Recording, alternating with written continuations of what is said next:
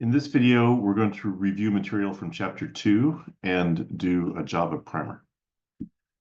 So whenever you start writing a Java program, you have to create a Java file. So in this case, we're going to create a file named simple.java. So that's going to be our file name in the on our computer, right here, simple.java. And in that file, we're going to have some basic structure that you're required to do to have a Java program. The first thing you have to have is you have to declare a class. It has to look like this: public class, and the name of the class needs to be the same as the name of the file. So you want to make sure that you follow the naming requirements here.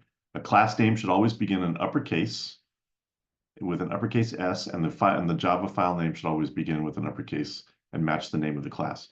If you have more than one word in your class name, so maybe your class name would be simple class or simple program, then the second word would also be capitalized using what we call upper camel case. Then inside the class, you want to have a subroutine, a method called main.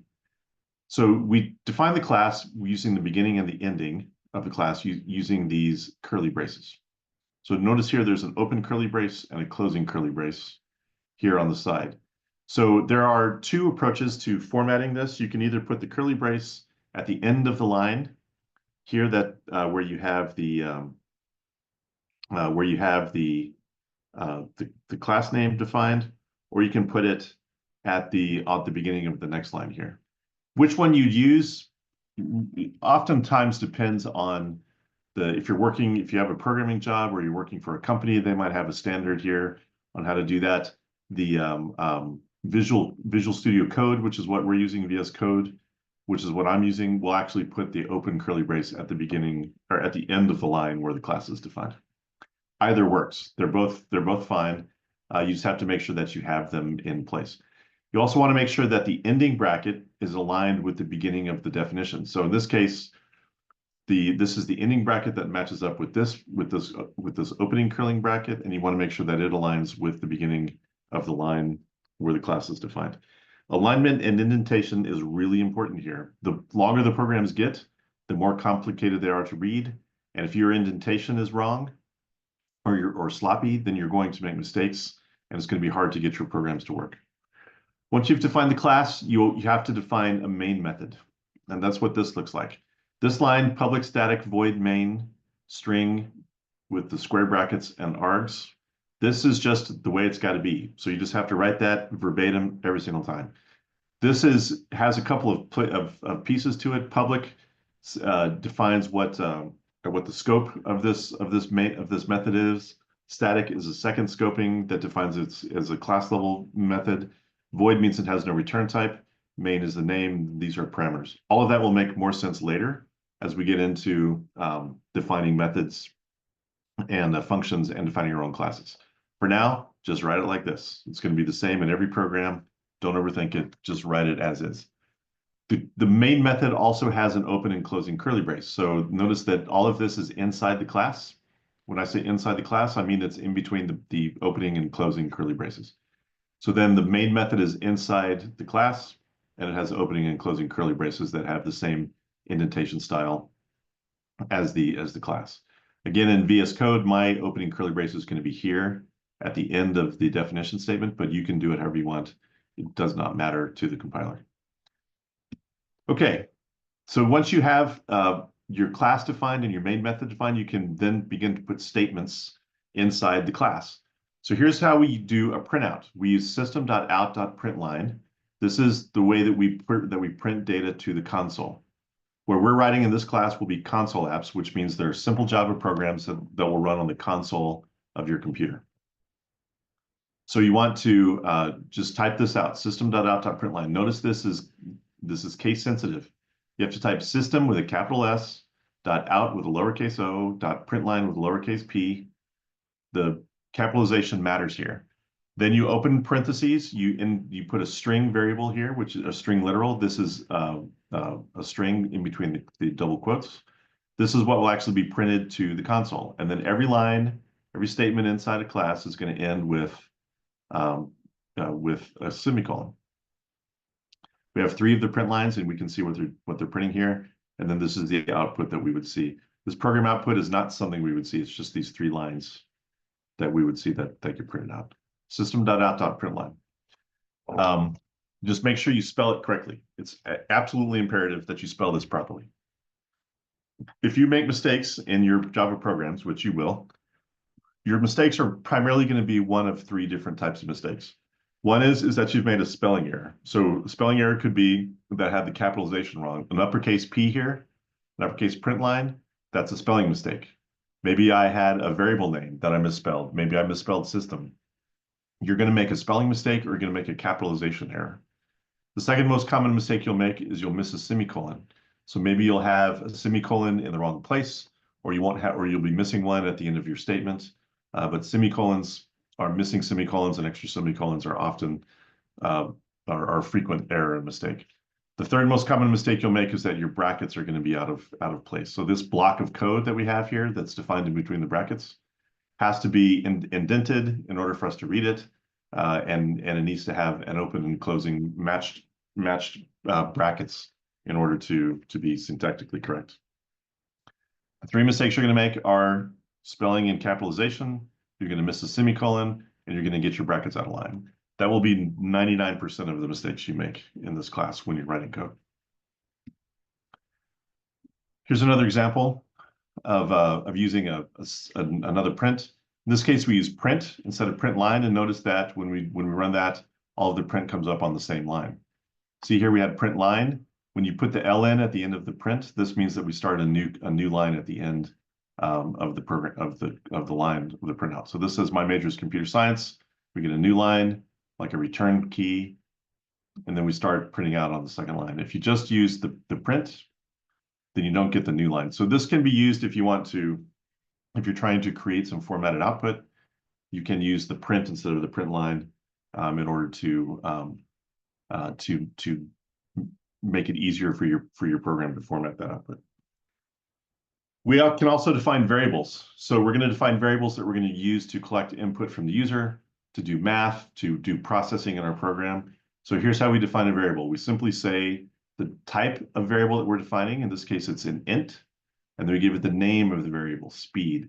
When we define variable names, we define them all lowercase. They start with a lowercase letter, and then we spell them out. If you have a second word in the variable, so like speed limit, then the L would be uppercase here in the what we call lower camel case. So this starts with a lowercase letter, and then the subsequent words would start with an uppercase letter. So this is an int. So int, you can see right here is an integers in the range of minus, what is that, 2 billion up to positive 2 billion. So this, so you can see that range is going to be quite long. You can also have this range for long and short. These are also integer data types. For our class, we're just going to use int. That's going to get us there almost all the time. We can also, we can define a variable name as a double type. A double is going to show us decimal precision. So if we want to have like 3.5 as the distance, then we're going to have to define that as a double. And int is only going to be whole numbers, 1, 2, 3. 1.5 is not an int. 1.5 would require a double. The other data type we're going to use is string. Notice that string is uppercase, but int and double are lowercase. That is because int and double are what is known as primitive data types. And so in a primitive data type, you don't have to use the uppercase code. You must use the lowercase int and double. There are string in this case is a class built within Java. And so because it's a class, it's not a primitive data type, so you want to use the uppercase S. We'll also see examples later when we use the uppercase D and uppercase I for integer and double, and that's because those are wrapper classes on the primitive types that give us extra functionality. But for now, we're just going to use int and double and string with an uppercase S. Here's a little more a definition of what you can find in the variables. You can use these others if you want to play around, but in our class, int double string, and we'll be adding another data type of Boolean. Those are the 4 data types that we're going to use that will cover almost everything we're doing in this class. Okay, we're going to want to read data from the user. So we're going to want to prompt them to enter something, and then wait for them to type that in, and then record what they enter into a variable. So this is how we're going to do that. In this case, we have to use something called the scanner. In this case, they're defining a variable. The variable is called keyboard. The type of the variable is called scanner. So a scanner is a built-in class in a Java that allows you to read from the keyboard. And then so we're going to create an instance of the scanner using new scanner system.in. So again, this will make more sense as you get further into this. For now, just write it just like this. New scanner keyboard equals new scanner system.in. I like to name my scanner. I usually name it SC instead of keyboard just because it's less typing. So you'll see in the examples that we do in this class that my scanner will be defined using a variable name SC for scanner instead of keyboard. Okay, but keyboard works just fine. If you can name it Bob if you wanted to, but you should name it something that is easy to remember and easy to type. In order to use a scanner, it requires you to do an include or an import. So in this case, you have to, at the very beginning of your program, before the class definition, you have to put this import java.util.scanner. What this is doing is it's telling the compiler to import a class from the Java main libraries. So again, don't worry about what this means right now. It'll make sense the more we do this, but just know that in order to use the scanner in your program, you have to include the import.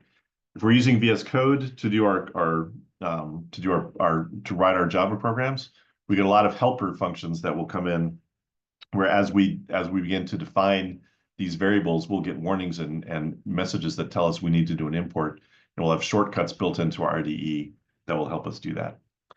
Okay, the next thing we want to do is actually read something. So we're going to do just a prompt here to tell the user what I want them to do. So in this case, I want to say, what is your name? And then the next thing I'm going to do is I'm going to read into a variable using the scanner.nextLine. Notice that nextLine is 2 words, lower camel case, in and uppercase L, and then I'm reading. And we define the variable name as a string here.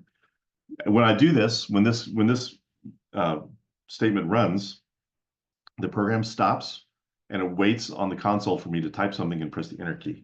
When I do that, the value of what I typed will be stored in this variable name. I can then print it out using these print line methods. Okay, if I want to enter numeric data, what am I going to do? So whenever you type something in on the scanner, it's typically going to come in as a string. Now, what I'm going to explain to you here is going to be a little different than what is in the book. So what's in the book, they'll use a next int by itself, but I'm going to show you a slightly different way. So we define the scanner the same way we do for reading a string, and then when we read the string, we say we're going to do string.scanner.nextInt. That's actually going to be next line.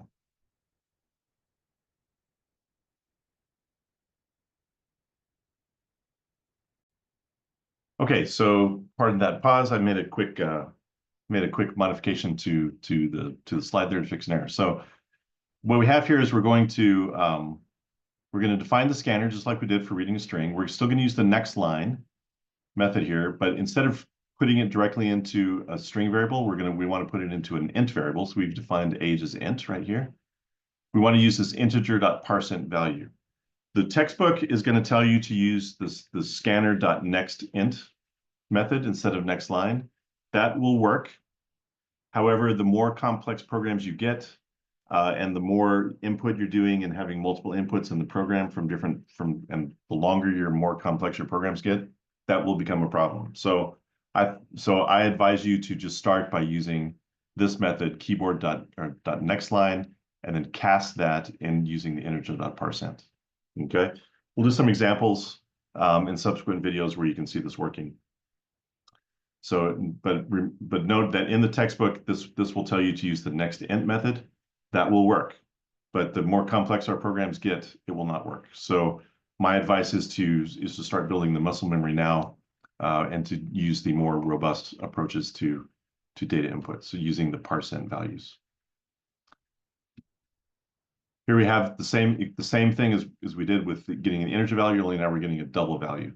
So this is all the same, except the value of the data type of our variable is double instead of int, and we use the double.parseDouble instead of the integer.parseInt. Okay, and we're still using the next line method there and then printing it out. Okay.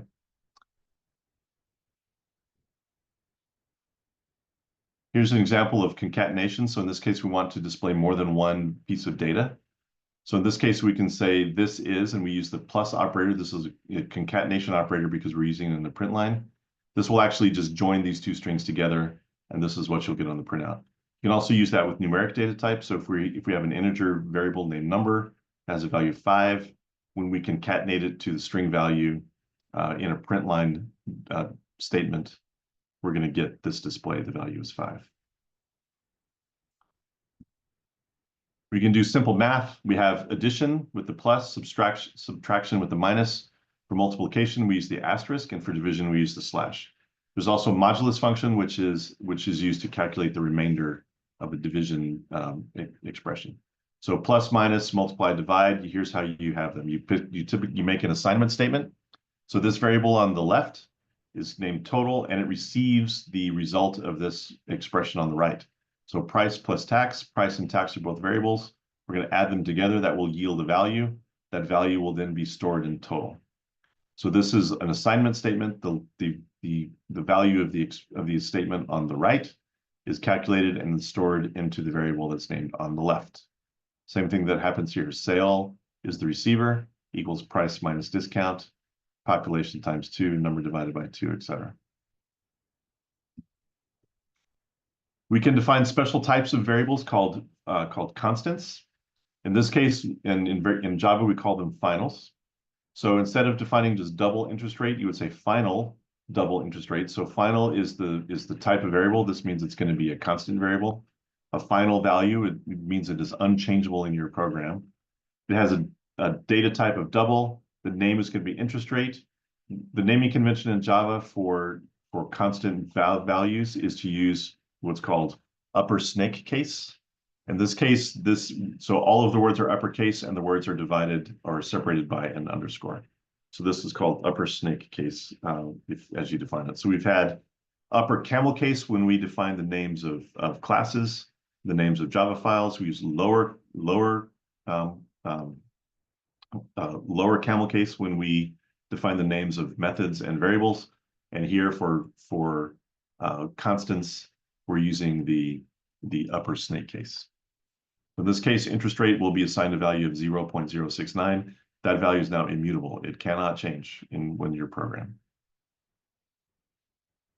If you want to make a comment, so maybe you want to leave yourself a note or try to explain to somebody that's reading your code what it's doing, you can use a comment using the double slash to come out of a single line.